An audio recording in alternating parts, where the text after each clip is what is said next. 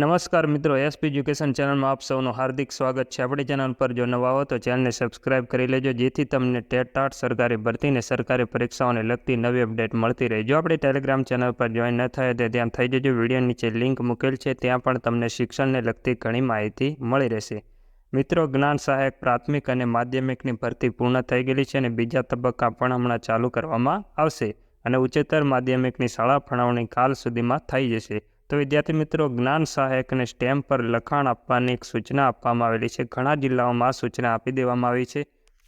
એક એફિડેવિટ કરવાનું હોય છે। આથી હું નીચે સહી કરનાર રહેવાસી, ઉંમર, વર્ષ, આપની ખાલીગા નામની સંસ્થામાં માધ્યમિક વિભાગમાં કે પ્રાથમિક વિભાગ કે ઉચ્ચતર માધ્યમિક જ્ઞાન સહાયક તરીકે જિલ્લા શિક્ષણ અધિકારી કચેરી ખાલીગા જિલ્લાએ ફાળવણી કરતા આજ રોજ ખાલીગા તારીખ હાજર થાઉં છું।